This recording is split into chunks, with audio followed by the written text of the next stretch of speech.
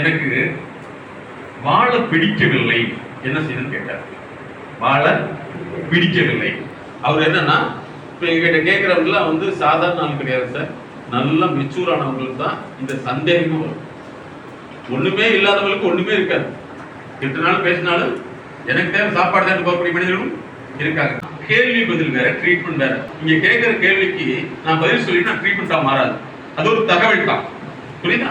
ட்ரீட்மெண்ட்ங்கிறது உங்களுக்குள்ள வந்து எது நடந்துட்டு இருக்குதோ அதை கண்டறிந்து அதை மாற்றி அமைக்கிறது. அது மருந்தா இருக்கலாம், ரத்தமா இருக்கலாம், வைரஸா இருக்கலாம், இல்லையா?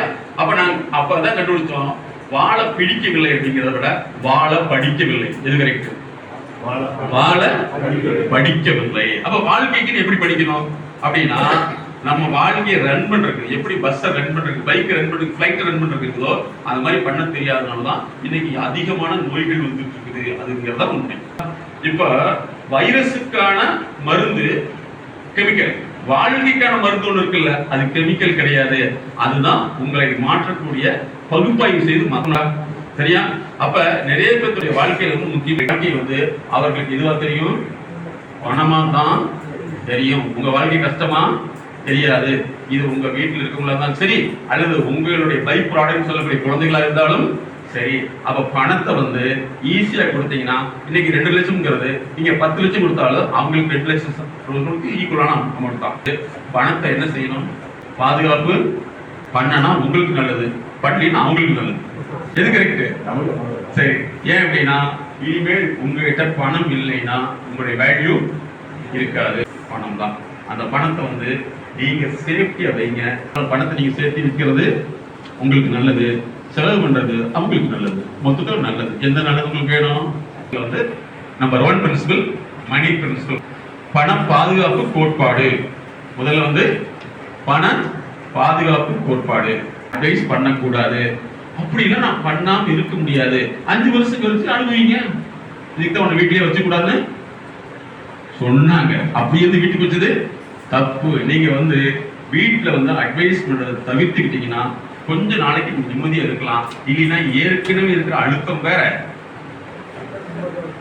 இதனால வரக்கூடிய 2 அழுத்தம் வந்துச்சுன்னா நமக்கு டிக்கெட் ஈஸியா கிடைச்சிடும்.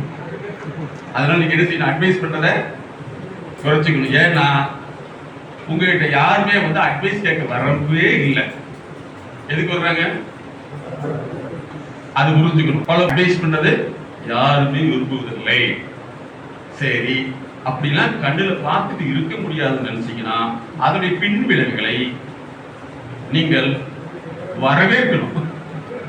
வரவேற்கணும். சரியா?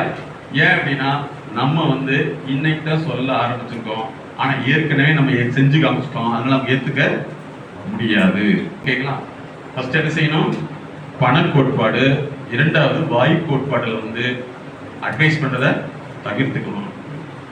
3வது என்ன அப்படின்னு சொன்னா, நீங்க வாழ்க்கையில வந்து உங்க வாழ்க்கை துணையோட சந்தோஷமா இருக்கிறதுக்கு முயற்சி பண்ணுங்க. உங்க லைஃப் பார்ட்னரோட சந்தோஷமா இருக்கிறதுக்கு நீங்க 2 பேர் மட்டும் போங்க வாங்க, எல்லாத்தையும் கூட்டிட்டு போய் உங்க வாழ்க்கையை மறுபடியுமே வந்து வேண்டவே வேண்டாம். ஏன்னா உங்களுடைய வாழ்க்கை துணைக்கு ஒரு ஆசை இருக்கலாம், அல்லது வந்து உங்களுக்கு ஒரு ஆசை இருக்கலாம். வாழ்க்கையில மீதமுள்ள காட்களை வந்து மகிழ்ச்சிகரமா கொண்டாடணும்னா நீங்க 2 பேரும் வந்து ஜாலியா எங்கேயாவது போயிட்டு வாங்க. சொந்தக்காரங்க கூப்பிடுறாங்க, அங்க போகணும் இங்க போகணும், இந்த மொய் வைக்கிற பழக்கத்தை முடிஞ்ச அளவு வந்து தள்ளி வைங்க. ஏன்னா உங்களுக்கு சில சமயங்கள்ல வந்து சொல்லுவாங்க, அவங்களுக்கு எல்லாம் நம்ம செய்யலைன்னா நம்மளை பத்தி என்ன நினைப்பாங்க. உங்களுக்கு உண்மையிலேயே ஒருத்தருக்கு பண உதவி தேவைப்படுதுன்னா அது கடனா கொடுக்காதீங்க, சும்மா கொடுத்துருங்க. அவங்க வச்சு குறைச்சிட்டு போட்டோம். ஏன்னா நாளைக்கு அவங்கள உங்களை பார்க்கல அவங்களுக்கும் கஷ்டமாகாது, அவங்க பணம் கொடுக்க உங்களுக்கும் கஷ்டமாகாது. அதனால வந்து என்னன்னா, 3வது கோட்பாடு வந்து உங்களுடைய ஃபேமிலி லைஃப் பார்ட்னரோட சந்தோஷமா இருக்கிறதுக்கு நீங்க முயற்சி பண்ணணும். அதனால நீங்க 3வது கோட்பாடு உங்க லைஃப் பார்ட்னரோட சந்தோஷமா இருக்கு. 4வது கோட்பாடு பணங்களை கடன் கொடுத்தல். கடன் கொடுத்தல், கடமைக்கு கொடுத்தல், இதெல்லாம் நீங்க தவிர்த்துருங்க. உங்களை பத்தி தப்பா நினைப்பாங்கன்னு நினைக்காதீங்க. ஏற்கனவே தப்பா தான் நினைச்சிருக்காங்க. கோட்பாடு என்னது?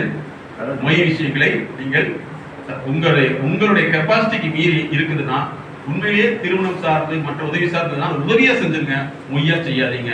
அப்ப என்னன்னா, உதவிங்கிறது வேற, மொய்ங்கிறது வேற. மொய்ங்கிறது ரிட்டர்ன் வர்றது.